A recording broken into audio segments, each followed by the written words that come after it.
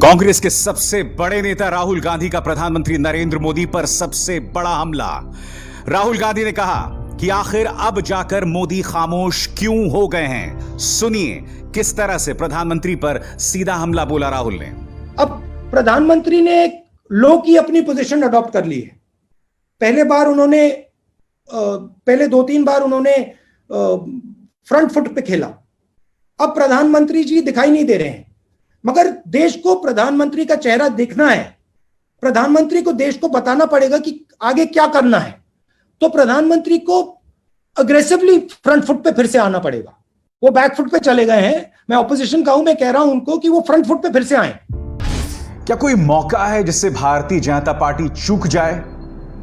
जी हां, इस वक्त देश एक बहुत बड़ी त्रासदी का सामना कर रहा है। और क्या आप जानते हैं कि भारतीय जनता पार्टी अब वर्चुअल रैलीज करने वाली है, रैलियां करने वाली है। इस मौके पर भी वो वर्चुअल रैलियां करने वाली है।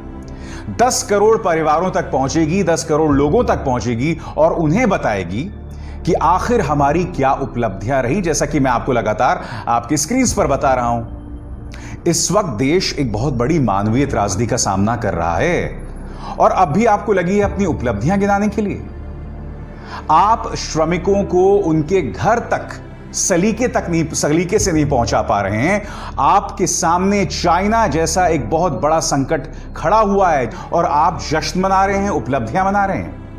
इन दोनों मुद्दों की बात करूंगा। साथ ही मैं आपको बता दूं, हमारे साथ विभिन्न राजनीतिक दलों के नुमाइंदे भी होंगे, उनसे भी मैं बात करूंगा। मगर सबसे पहले आपके सामने यह दर्दनाक खबर।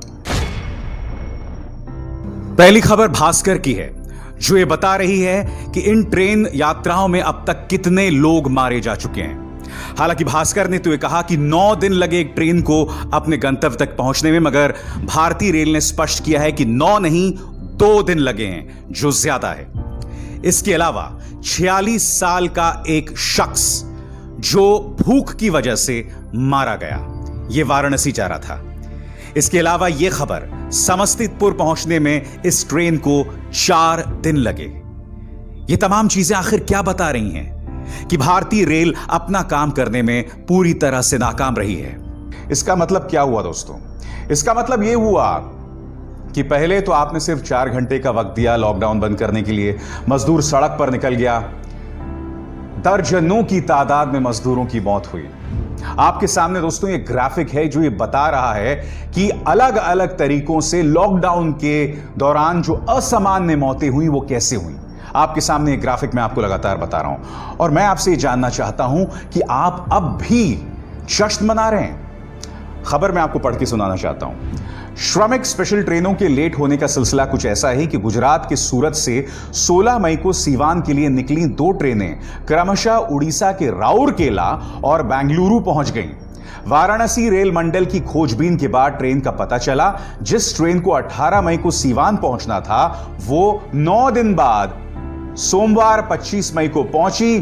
ट्रेन को गोरखपुर के रास्ते सीवान आना था, लेकिन छपरा होकर सोमवार की अहले सुबह 2:22 पर पहुंची। जयपुर पटना भागलपुर 04875 श्रमिक स्पेशल ट्रेन रविवार की रात पटना के बजाय गया जंक्शन पहुंच गई।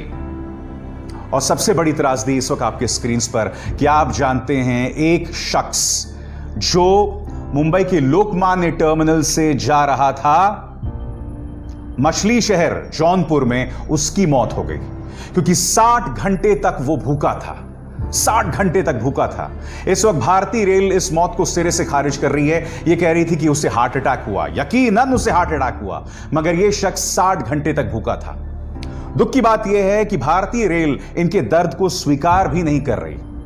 मैं अब आपके सामने एक मजदूर का दर्द बता रहा हूं। मैं आपको बताना चाहूंगा कि पत्रकार साहिल मेंघानी ने इन्हीं ट्रेनों में सफर करके इन मजदूरों के साथ बात की है। अब यह वीडियो मैंने उनके इंस्टाग्राम टाइमलाइन पर देखा है और उनके इंस्टाग्राम टाइमलाइन पर मैं आपको बताना चाहूंगा कि इस मजदूर ने वीडियो डाला है जिसमें वो आप देख सकते हैं कि वो रेलवे गार्ड से बहस कर रहे हैं कि हम 55 घंटों से भूखे हैं। सुनिए। 60 दिन हो गए हम लोग, 60 घंटे हो गए दिल्ली से निकले हुए, कब पहुंचेंगे हम लोग?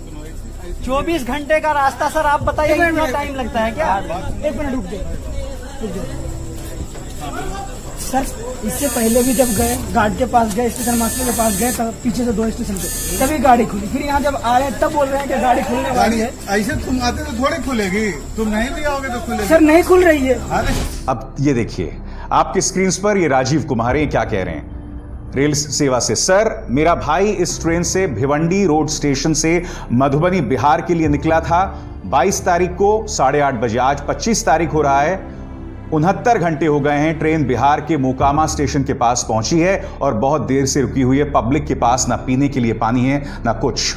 और अब वो वीडियो देखिए जो राजीव कुमार ने पोस्ट किया है, उसके भाई ने पोस्ट किया है। ये देखिए आपके सामने ये वीडियो।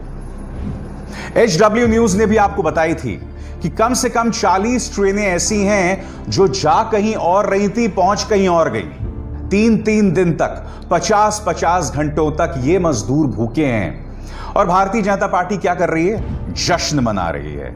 भारतीय जनता पार्टी, जैसे कि मैंने बताया ना, 10 करोड़ लोगों तक पहुंचेगी। आपको याद होगा अभी कुछ ही दिनों पहले जब कोरोना संकट का विकराल रूप का सामना देश कर रहा था, तब भारतीय जनता पार्टी ने यह वीडियो जारी किया था जो इस वक्त आपके स्क्रीन पर है।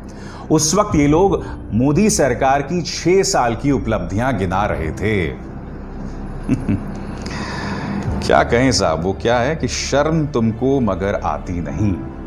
इस बीच राहुल गांधी आज पत्रकारों से रूबरू हुए। उन्होंने एक प्रेस कॉन्फ्रेंस को संबोधित किया और राहुल गांधी ने कहा कि इस मौके पर मैं सियासत नहीं करना चाहता, मगर सरकार के पास कोई प्लान नहीं है। ये मैं कोई राजनीतिक पॉइंट स्कोर नहीं करना चाह रहा हूं। मुझे थोड़ी घबराहट है क्योंकि जो होना था वो नहीं हुआ है और देश को मालूम होना चाहिए, सच्चाई एक्सेप्ट करनी चाहिए कि हमें बताया गया था कि 21 दिन में बीमारी को हराया जाएगा। 60 दिन हुए हैं, बीमारी दौड़ती जा रही है, बढ़ती जा रही है। अस्पतालों से मेरी बात होती है, कहते हैं कि बीमारी बढ़ती जा रही है। तो ये सवाल है। बहुत ही अजीबोगरीब बात है, कैसे वक्त जब राहुल गांधी प्रेस कॉन्फ्रेंस कर रहे हैं, प्रधानमंत्री नरेंद्र मोदी ने पिछले 6 साल तो दूर की बात, अब भी कोरोना संकट के दौरान एक भी प्रेस कॉन्फ्रेंस नहीं किया। उल्टा वो एक वर्चुअल रैली करेंगे और 10 करोड़ लोगों से मिलेंगे। मैं आपको बता दूं कि मेरे साथ कुछ राजनीतिक मेहमान होंगे, मगर उससे पहले मैं बताना चाहूंगा कि श्रमिक किन हालात में इन ट्रेन्स में सफर कर रहे हैं। यह वीडियो मुझे पत्रकार साहिल मेंघानी के इंस्टाग्राम अकाउंट से मिला है और इसमें आप देखिए श्रमिकों से बात की गई है और साथ ही देखिए टॉयलेट्स का क्या हाल है। वहां पानी तक नहीं है, तो खाने को खाना नहीं और आप टॉयलेट भी नहीं जा सकते। देखिए, लेकिन अभी जो ये रूट चेंज हो गया है और ये गया के रास्ते में है, जाखिम स्टेशन पर रुकी हुई है और ट्रेन में पानी भी नहीं आ रहा है। बाथरूम करने के लिए भी बहुत परेशानी हो रही है। तकरीबन ये जो है 4-5 घंटे से इसमें पानी नहीं आ रहा है, जैसा कि आप देख सकते हैं। देखिए, आपको समझना पड़ेगा कि सरकार के पास 60 दिन थे इस बात को लेकर प्लानिंग करने के कि हम कोरोना संकट से किस तरह से जूझें।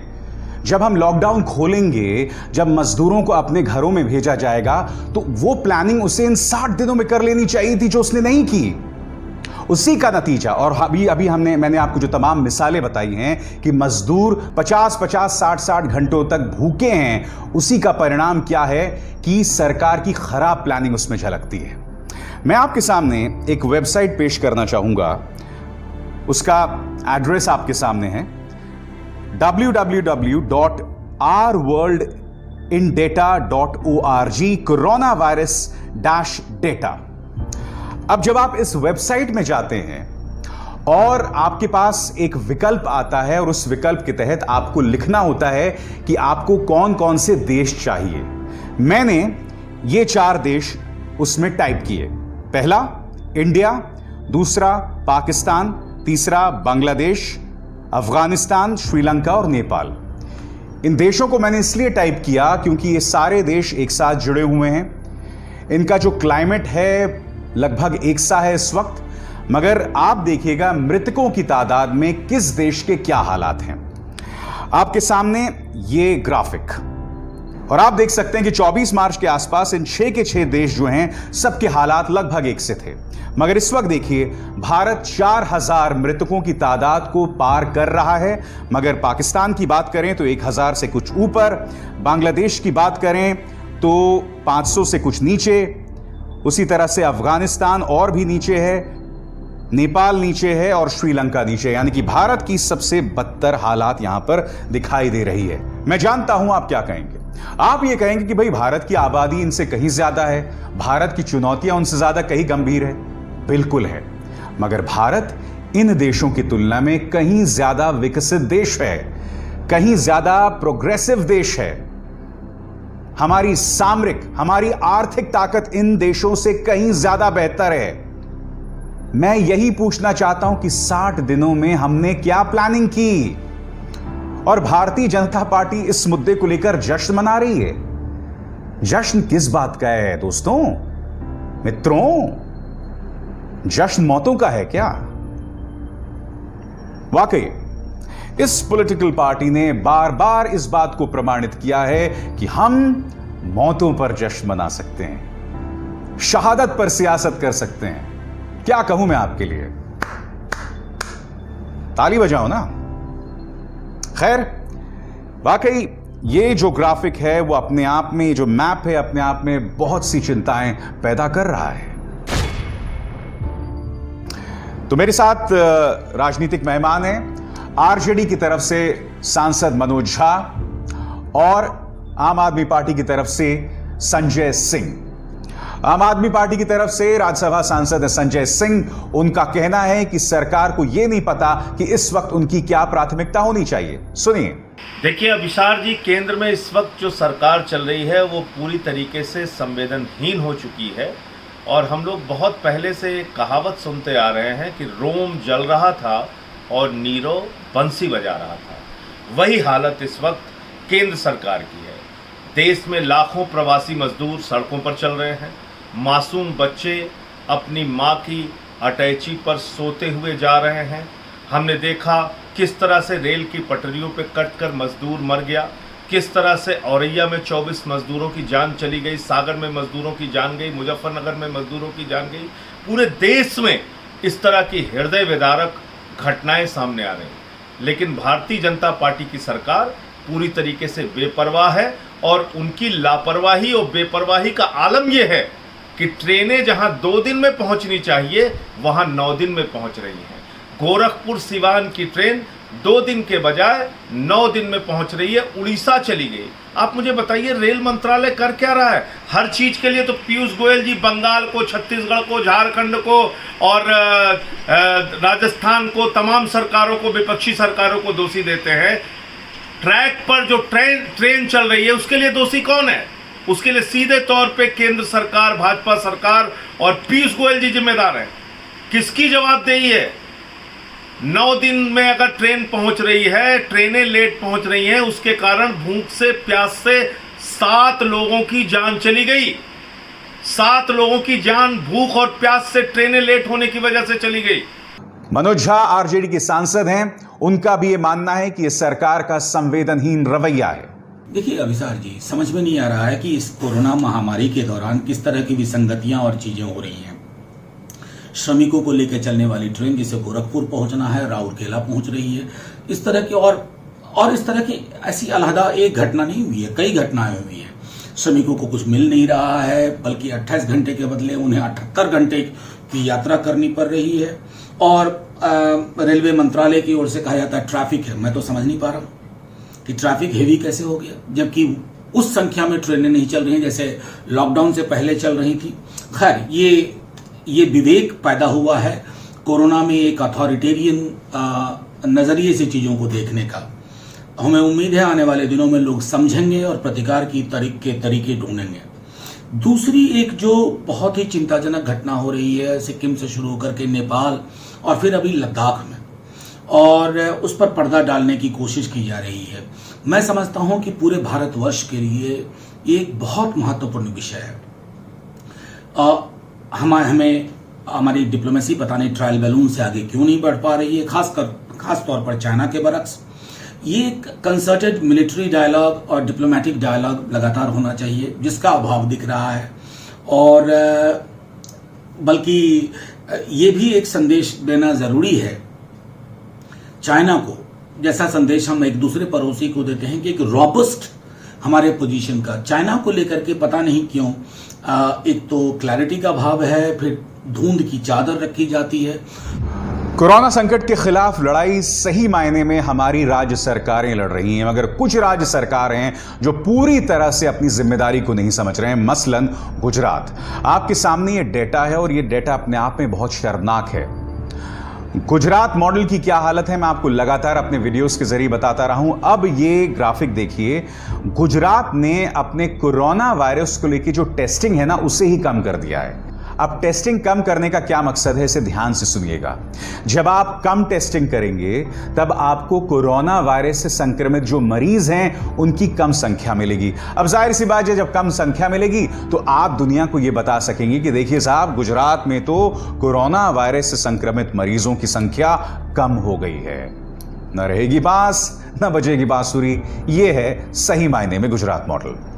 तो मैं आपको बता रहा हूं कि किस तरह से देश के सामने संकट है और भारतीय जनता पार्टी 10 करोड़ परिवारों की तरफ पहुंच रही है। अब से ही उसने अपना चुनावी अभियान शुरू कर दिया है। कोरोना को लेकर संकट मैं आपको बता चुका हूं। अब एक दूसरा संकट है जिसका सीधा ताल्लुक देश की सुरक्षा के साथ है। अभी जो मेरा आखिरी वीडियो था सुनिए सरकार को लेकर, मैंने आपको विस्तृत तौर पर बताया था कि दो पत्रकारों ने, अजय शुक्ला और सुशांत सिंह इंडियन एक्सप्रेस के, इन दोनों ने आपके सामने रिपोर्टाज की है, रिपोर्टिंग की है और उस आधार पर वो लोग इस निष्कर्ष पर पहुंचे हैं कि कम से कम 5000 चाइनीज सैनिक लाइन ऑफ एक्चुअल कंट्रोल को पार करके 5 जगहों के जरिए गालवान घाटी को पार करके कम से कम 2 से 3 किलोमीटर पार करके वो भारतीय जमीन पर आके उन्होंने टेंट्स बना लिए हैं। अब तक इस खबर का खंडन भारतीय सेना ने नहीं किया है। राहुल गांधी ने साथ ही आड़े हाथों लिया है प्रधानमंत्री नरेंद्र मोदी की सरकार को चाइना पॉलिसी को लेकर, एक ऐसे वक्त जब चीन गालवान घाटी पर LAC को क्रॉस करके हमारी जमीन पर कब्जा कर रहा है, जैसे कि अजय शुक्ला और सुशांत सिंह की रिपोर्ट बता रही है। राहुल गांधी का कहना है कि प्रधानमंत्री नरेंद्र मोदी की सरकार में पारदर्शिता की सख्त कमी है। नेपाल में क्या हुआ, किस प्रकार हुआ, क्यों हुआ, लद्दाख में क्या हो रहा है, किस प्रकार हो रहा है, ट्रांसपेरेंसी होनी चाहिए। क्लियरली उनको, सरकार को बताना चाहिए। वो ट्रांसपेरेंसी नहीं दिख रही है मुझे। जो चाइना और हिंदुस्तान की बात है, अभी वो लाइव इशू है, तो उसके बारे में मैं प्रेस कॉन्फ्रेंस में ज्यादा नहीं बोलना चाहता हूं। वो मैं सरकार के विजडम पे छोड़ना चाहता हूं, मगर ट्रांसपेरेंसी की जरूरत है। हमें मालूम होना चाहिए क्या हो रहा है और वो देश को नहीं मालूम। अब तक किसी न्यूज चैनल में इसको लेकर चर्चा नहीं हो रही है, क्योंकि जाहिर सी बात है कि भारत सरकार चाहती है कि इसका समाधान शांतिपूर्ण तरीके से हो जाए, मगर यहां पर राष्ट्रीय अस्मिता की कोई बात नहीं कर रहा है। मैं स्पष्ट कर दूं, मुझे अपने सैनिकों पर पूरा भरोसा है। मैं फिर दोहरा दूं कि मुझे भरोसा नहीं है तो अपने राजनीतिक पार्टियों पर, अपने राजनेताओं पर, जो इन सैनिकों के अदम्य साहस पर अपनी राजनीतिक रोटियां सेकते हैं। और इस वक्त हमारे सामने जो मुंहबाहे संकट खड़ा हुआ है चाइना का, तो क्या ऐसे में भारतीय जनता पार्टी को जश्न मनाना चाहिए, एक इलेक्टोरल आउटरीच करना चाहिए? दोस्तों, एक जमाने में पॉलिटिकल पार्टीज के लिए लक्ष्मण रेखाएं हुआ करती थी कि देखिए हम ये काम करेंगे, ये काम नहीं करेंगे। भारतीय जनता पार्टी के लिए कोई लक्ष्मण रेखा नहीं है। पुलवामा के दौरान भी क्या हुआ था? चर्चा इस बात को लेकर नहीं थी कि आखिर हमारे वो जवान क्यों मारे गए। चुनाव आयोग ने कहा था कि आप जो जवानों की शहादत हुई है उसका आप राजनीतिक तौर पर उसका इस्तेमाल ना करें, मगर अमित शाह से लेकर प्रधानमंत्री नरेंद्र मोदी से लेकर सब ने इसका खुल्लम खुल्ला इस्तेमाल किया। और अब भी क्या हो रहा है? देश एक जबरदस्त मानवीय संकट से गुजर रहा है, मगर ये लोग क्या कर रहे हैं? ये लोग अब भी चुनावी कैंपेन कर रहे हैं। मुद्दा वही है कि इस वक्त जब हम एक बहुत बड़ी इंसानी त्रासदी का सामना कर रहे हैं, क्या भारतीय जनता पार्टी को अभी से चुनावी कैंपेनिंग शुरू कर देनी चाहिए? क्या आपके लिए कोई भी लक्ष्मण रेखा नहीं है? अरे रामायण का प्रसारण हुआ, वहां पर भी लक्ष्मण रेखा का जिक्र किया गया था।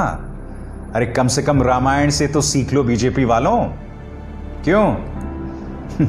खैर, वो क्या कहावत है, हाथी के दांत दिखाने के कुछ, खाने के। तो सुनिए सरकार